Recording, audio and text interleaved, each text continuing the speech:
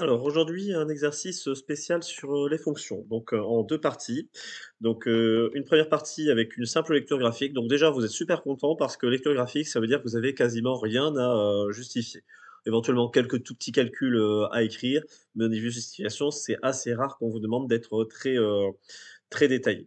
Donc par contre, la partie 2, avec un petit peu plus, de calcul, où vous retrouvez les questions classiques, calcul de limite, dérivée, tableau de variation, une, équation avec une unique solution, bon, bah, théorème de l'intermédiaire, vous savez déjà ce que c'est.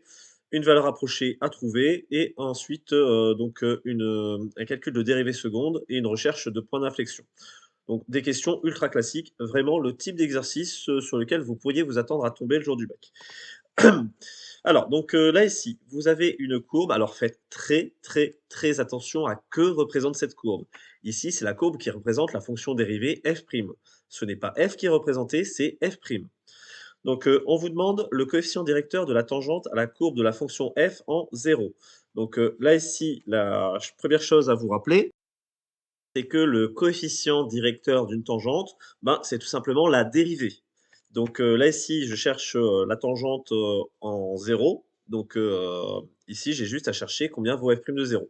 Je vous rappelle que ceci est la courbe de f', donc, bah, f' de 0, il est ici. F' de 0, alors ça a l'air d'être égal à 2. Alors, non, alors attention ici, faites attention à la lecture. Donc là ici, 1 est ici. Donc, là ici, faites attention à pas vous précipiter, lisez bien l'échelle, sur votre graphique. 0,2, 0,4, 0,6, 0,8, 0,1. Donc là, ici, vous êtes à 0,4. Donc, exercice de lecture, mais ça ne veut pas dire qu'il ne faut pas se méfier. Vous devez éviter la précipitation. Je rappelle juste vite fait la petite formule. Vous avez demandé une équation complète de cette tangente. Donc, vous auriez dit y égale f' de 0 fois x moins 0 plus f de 0. Bon, là, ici, vous ne connaissez pas la valeur de f de 0, donc je ne peux pas la donner dans tous les cas. En question 2, on me demande les variations. Alors attention, les variations de qui? Les variations de la fonction dérivée f'. Donc bah, tout va bien, f' est ici, donc vous pouvez lire les variations directement. Décroissante jusqu'à -2, croissante jusque, bon, ça a l'air d'être à peu près ici, jusqu'à 1. Donc c'est la lecture graphique, hein, donc on peut s'autoriser un peu d'approximation. Et donc décroissante donc, sur le reste. Donc là ici, attention ici, on parle sur R. Donc là, ici, nous allons supposer que la courbe se prolonge, ainsi jusqu'à plus l'infini et pareil de l'autre côté. Je fais un petit tableau de variation très rapide pour répondre à la question. On pourrait se poser vite fait la question de: «Est-ce que je mets les valeurs ou pas?» Bon, si elles sont lisibles, on peut les mettre, mais là, ici, vous voyez qu'en -2, vous n'arrivez pas trop à lire la valeur précise ici et pareil ici en 1, vous ne voyez pas trop la valeur ici non plus et pareil ici, on pourrait avoir l'impression qu'il y a une limite, hein, ça a l'air d'être de plus en plus, «horizontal» entre guillemets, donc on pourrait supposer que la limite en plus infini est 0,2, mais ce n'est qu'une supposition, j'ai aucune certitude. Je dois ensuite en déduire donc un intervalle sur laquelle ma fonction, f est, convexe. Donc, vous savez que pour étudier la convexité, vous avez besoin du signe de f seconde ou bien alors des, variations de, f'.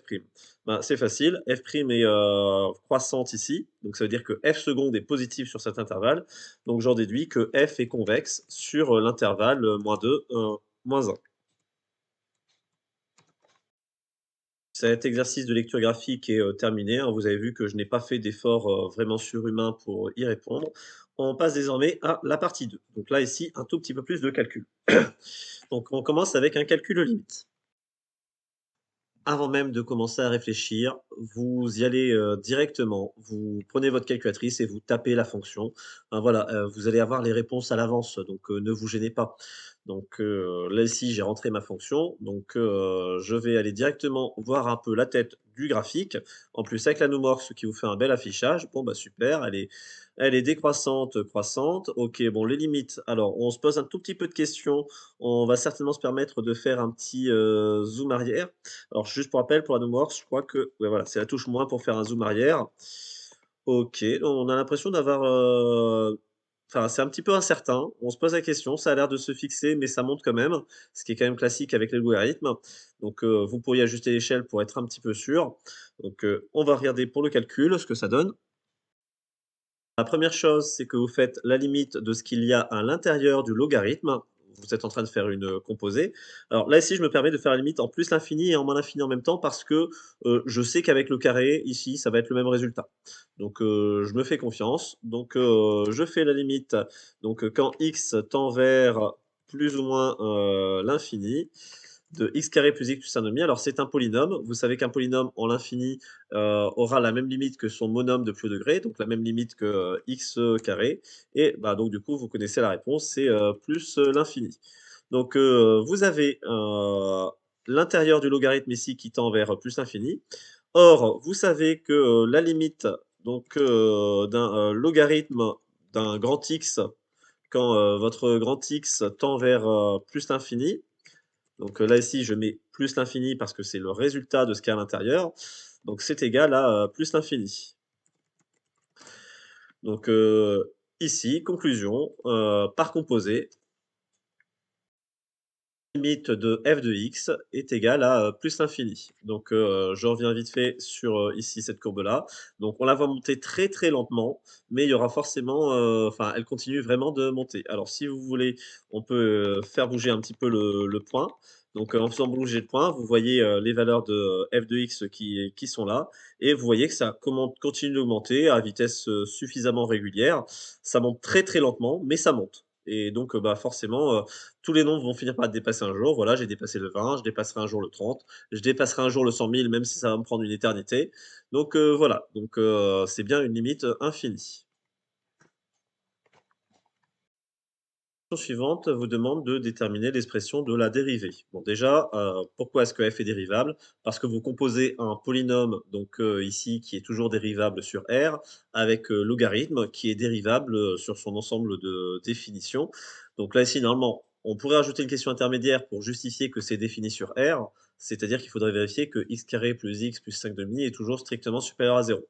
Bon, là, ici, ils sont sympas, ils nous l'ont dit dès le début de l'énoncé, c'est défini sur R, donc pas de travail à faire en supplément. Cette petite phrase, donc, c'est une preuve de rigueur de la mettre. Bon, on ne devrait pas vous sanctionner si vous l'oubliez, mais voilà, ayez ce petit réflexe de montrer que vous savez qu'il faut justifier la dérivabilité. Vous avez une forme, ln de u, donc, dont la dérivée alors la dérivée de ln, vous savez que c'est 1 sur x normalement, donc ici 1 sur u, en n'oubliant pas de faire fois u'. Avec, donc, du coup, u de x qui est votre polynôme. Vous savez dériver un polynôme.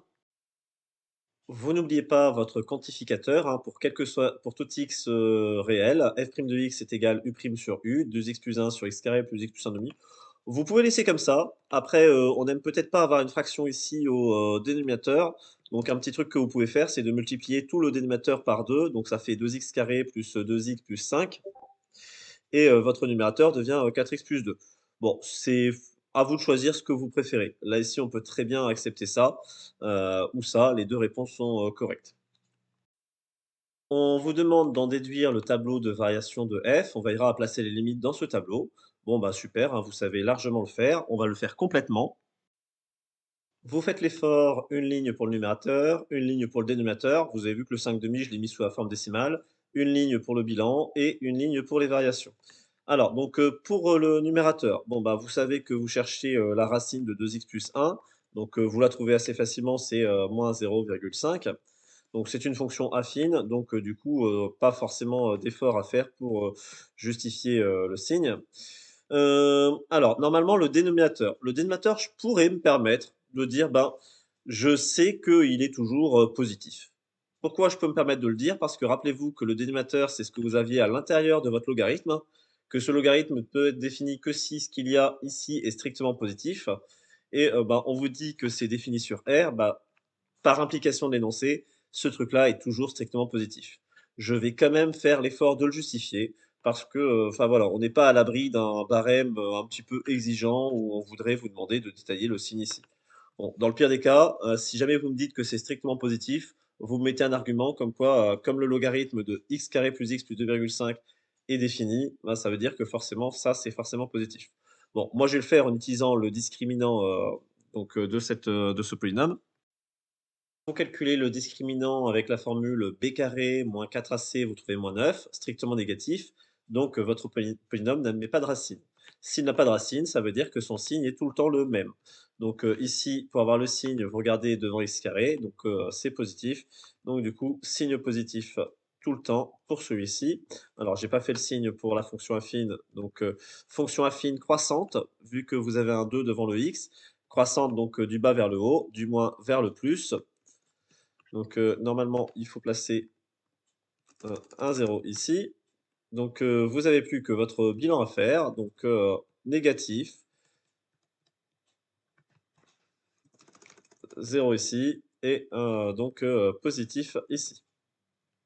Vous en divisez tout de suite les variations et vous complétez bien entendu avec, comme on vous l'avait demandé dans l'énoncé, on voulait que les limites soient marquées. Et ici, bon, bah, vous pouvez calculer la valeur du minimum en moins 0,5. Donc remplacez bien dans la formule. Je vous rappelle la formule de départ, ln de x carré plus x plus 5,5. Vous remplacez x par moins 0,5 et vous regardez ce que ça fait. Donc ça vous donne ln de 2,25 qui ne tombe absolument pas juste. Donc on se permettra de le mettre exactement de cette formule-là dans le tableau. Question 4, ultra classique, théorème des valeurs intermédiaires. Donc là ici, vous savez que vous avez juste une rédaction classique à faire. Donc f est continu. Je vous rappelle que c'est l'information principale pour le théorème des valeurs intermédiaires. Donc pourquoi est-ce qu'elle est continue? Simplement parce que c'est une composée de fonctions continues, fonctions logarithmes et fonctions polynômes. Donc ici, dire que f est continue parce qu'elle est dérivable, pourquoi pas, mais c'est un petit peu à contresens de la logique mathématique. Donc on précise bien sur quel intervalle, donc on est sur moins un demi plus infini, vous êtes en train de travailler sur cette partie-là. Continue, et vous pouvez dire aussi strictement croissante. On n'oublie pas de préciser où sont les valeurs donc, de cette fonction. Elles sont entre ln de 2,25 et plus l'infini. Et justement, alors nous, notre équation, c'était f de x égale 2. ln de 2,25, si vous calculez, ça fait à peu près 0,81. Donc 2, il est bien dans cet intervalle-là. Donc vu qu'il est bien dans cet intervalle-là, vous êtes sûr que vous allez passer par 2 sur cette zone ici. Il ne reste plus qu'à rédiger la conclusion. Selon le corollaire des valeurs intermédiaires appliquées aux fonctions strictement monotones, l'équation f de x égale 2 admet une unique solution. Je rappelle, les valeurs intermédiaires, ça affirme qu'il y a des solutions, mais vu que vous précisez qu'elle est strictement monotone, ça vous permet de dire que la solution est unique, sur l'intervalle que vous avez étudié, bien entendu. Cette solution, on peut lui donner un nom. Ici, on l'appelle alpha, vu que c'est ce que demande l'énoncé.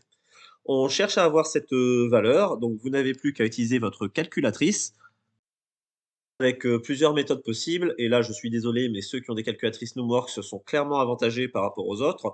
Parce que là, ici, donc, quand vous êtes sur cette courbe-là, vous avez juste à aller sur votre petit menu calcul. Vous demandez à calculer un antécédent de 2.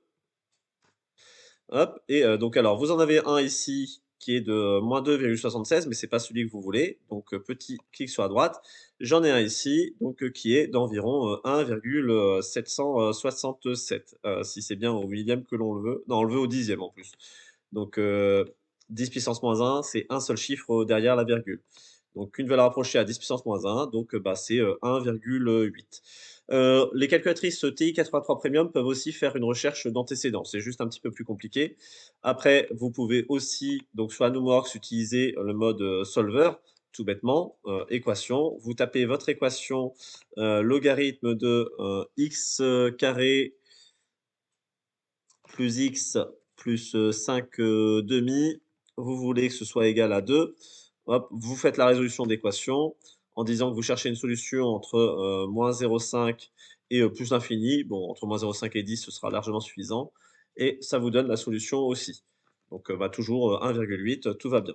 On peut aussi, normalement, la méthode qui était attendue à une époque, c'était d'utiliser le mode fonction, d'utiliser le tableau et de faire une recherche pas à pas pour trouver la valeur. Mais maintenant, les calculatrices sont tellement progressées que bah, ne perdez pas de temps à ça.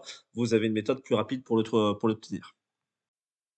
Je fais quand même l'effort de vous le montrer. Alors, vous voyez que ici, donc je vais passer, donc je cherche à ce que f de x soit égal à 2. Donc, c'est ici entre 1 et 2.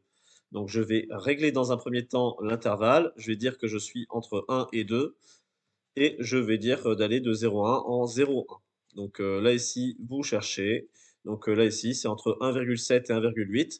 Donc là, ici, c'est l'un de ces deux-là qui permet de passer par 2. Je peux régler encore une fois l'intervalle pour être un tout petit peu plus précis. Donc entre 1,7 et 1,8 à 0,01 près. Donc et là ici du coup vous cherchez, donc là ici c'est, entre 1,76 et 1,77, donc je suis plus proche de 1,8. D'accord? Vous notez bien que ici on m'a demandé une valeur approchée, donc c'est pour ça que j'ai répondu 1,8. On aurait pu très bien vous demander un encadrement. Si on vous avait demandé un encadrement, vous auriez répondu que, alpha était entre 1,7 et 1,8. Donc, vous auriez la réponse qui serait formulée autrement. Donc, vous écrivez ça si on vous demande un encadrement, vous écrivez ça si on vous demande une valeur approchée. Dernière question. Je vais la traiter assez rapidement. Donc, ils sont super gentils parce qu'ils vous donnent la dérivée seconde. On vous donne la formule, vous n'avez même pas besoin de la vérifier. On vous demande de trouver le nombre de points d'inflexion de la courbe représentative de f. Je vous rappelle, point d'inflexion, c'est un moment où la courbe passe de convexe à concave ou de concave à convexe, qu'il y a un changement. Donc là, ici, pour ça, il faut que vous étudiez le signe de f seconde. Ce qui va se faire assez rapidement, c'est que vous avez le dénominateur qui est déjà tout le temps positif, strictement positif en plus, parce qu'on a déjà étudié ça, on savait que c'était positif, vous le mettez au carré, c'est positif aussi. Donc du coup, pour le signe de f seconde, c'est le même que celui de son numérateur. Du coup, vous étudiez le signe d'une fonction de second degré, donc vous avez besoin de ces racines. Donc bon, bah, calcul du discriminant, comme d'habitude. Le discriminant est strictement positif, donc du coup, vous avez deux racines réelles pour votre polynôme de second degré. Chercher les racines en appliquant simplement la formule, donc x1 moins b moins racine de delta sur 2a. Donc en faisant attention, à votre a ici est égal à moins 2, hein, c'est le gros piège en général, comme c'est toujours 1, vous avez tendance à l'oublier. Et vous calculez x2. Il ne vous reste plus qu'à faire le petit tableau de signes rapidement. Donc là, ici, le signe de f seconde, c'est moins plus moins. Donc ici, vous commencez par du négatif parce que je vous rappelle, le coefficient dominant du monôme de plus haut degré est négatif. Vous avez deux changements, concave, convexe, convexe, concave. Il y a donc deux points d'inflexion, pas plus. On pourrait vous poser la question de préciser les coordonnées de ces points d'inflexion. Donc là, ici, il est atteint pour x égale moins 2 et il faudrait calculer f de moins 2. Atteint pour x égale 1 et il faut calculer f de 1 pour avoir ces deuxième coordonnée. En vrai, tout ça, vous auriez pu permettre de vous permettre de ne pas le faire, parce qu'à partir du moment où votre polynôme a 2 racines réelles, ça veut dire qu'il a 2 changements de signe. Et donc du coup, vous auriez pu dire directement, il y a donc 2 points d'inflexion. Ça vous aurait fait gagner un petit peu de temps. Là ici, j'ai fait l'effort de le détailler parce que bien entendu, ces questions, on peut vous les demander sous une autre forme, indiquer donc quand est-ce que f est concave. Juste un tout petit rappel aussi, c'est que, vous étudiez un exercice en 2 parties, partie A, partie B. Là, ici, vous voyez qu'elle est convexe de -2 à 1 et rappelez-vous tout à l'heure, donc dans l'exercice, de tout à l'heure, vous aviez une fonction qui était convexe de -2 à, 1. Ouh là, j'avais fait une petite erreur de notation d'ailleurs.